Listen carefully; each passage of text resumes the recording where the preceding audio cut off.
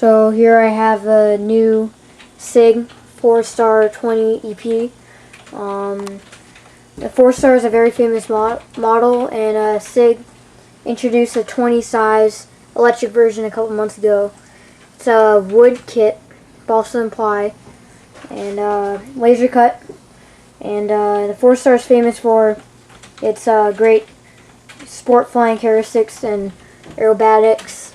It's a very famous model, and the 40, 60, 120 size has been around for 20 years. So I'm gonna open this up and see what's inside.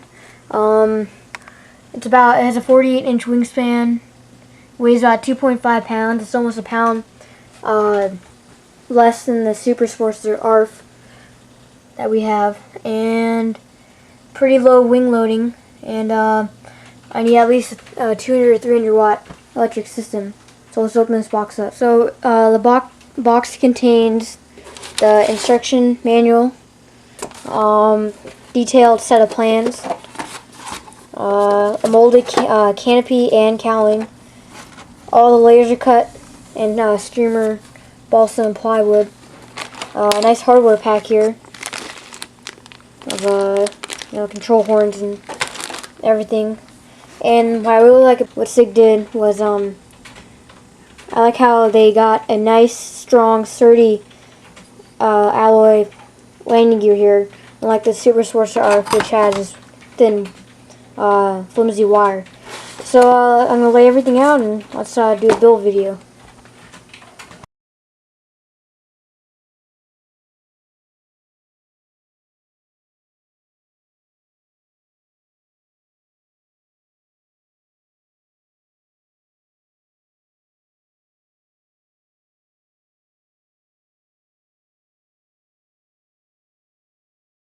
So I've completed building the wing here. Pretty straightforward construction. I didn't find any errors in the plans or anything, so nice strong wing here. Everything's straight.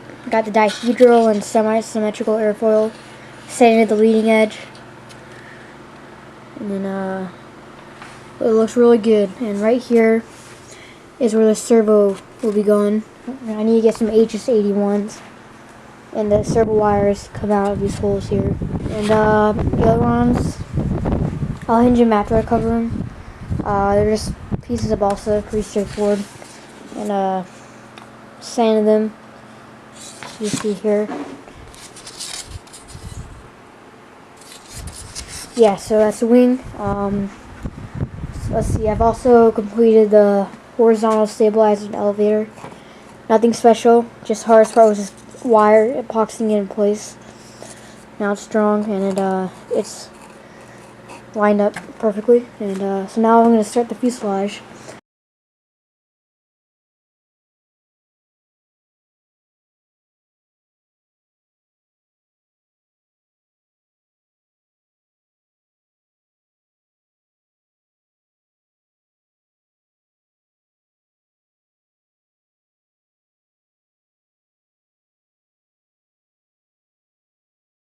Okay, so I've reached a covering stage here. I'll start with the tail surfaces.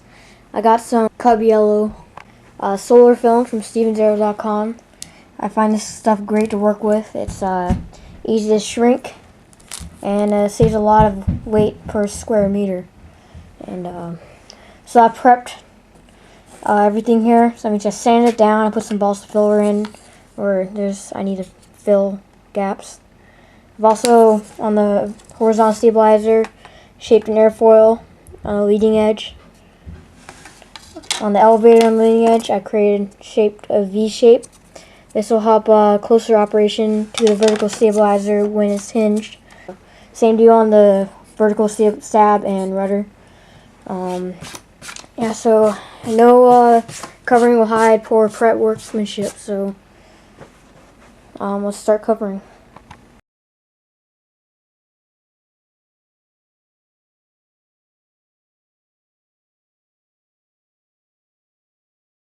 Okay, so I just covered the top part of the wings, and I was just going to make the bottom also yellow and just put a white stripe. But I was at the hobby shop and I saw this Ultra Coat kind of decal scheme. It's checkerboard.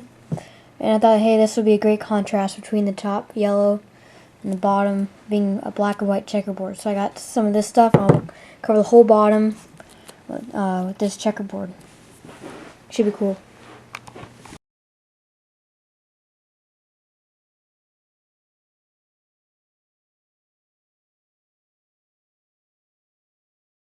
Okay, so I finished covering the wing.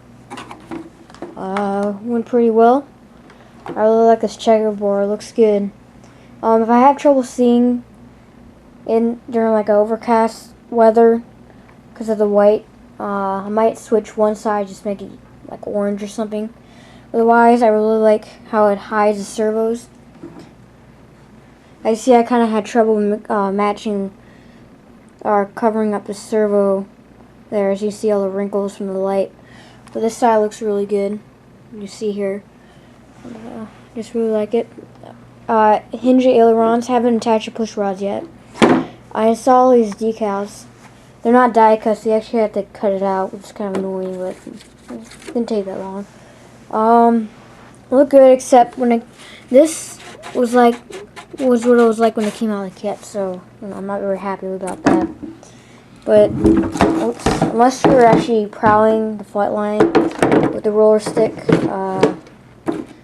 or you're actually inspecting the model, you shouldn't notice it from this far away. So yeah, now I'm gonna start the covering of the fuselage, and I installed the HS81s here. So yeah.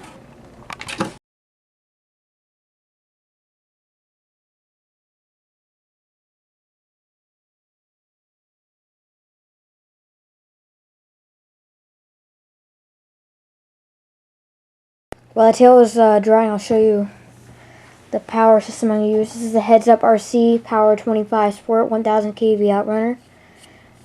You can use a variety of props. There's only about 12 inches of prop clearance here, so I have a variety of props. I got obviously it's 10x7, 11 by 5.5, 11 by 7, and 11 by 8 electric lightweight wood.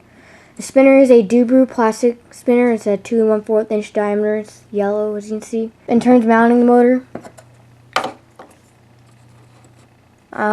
they came with these spacers, and I just mount the motor. I think I'm only going to have to use one of these spacers. The cowling, I'm not sure if I'm going to paint it yellow or cover it. Probably going to cover it.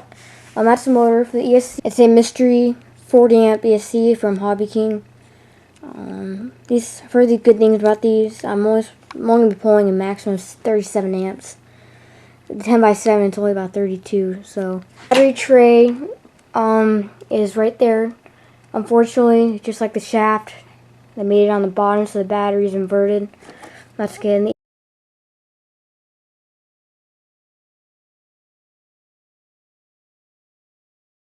I accidentally broke the stock tail wheel, so I got a nice beefy Dubru 40 size tail wheel bracket and a nice sturdy 1 inch tail wheel. It's actually for 60 size planes, but should work well on the grass. So here it is, a completed 4-star 20 EP. Looks really good. Definitely the best plane I've ever covered and built yet. I just covered the cowling because I didn't know what kind of paint to use. Well, I did, but I didn't know what color. Anyway, so here it is. Got the decals, and I got the whole thing set up. We got ailerons, flaperons. I don't know if I'll need them, but just fun experimentation. Elevator.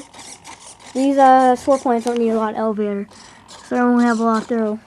Rudder with the steerable tail wheel and throttle.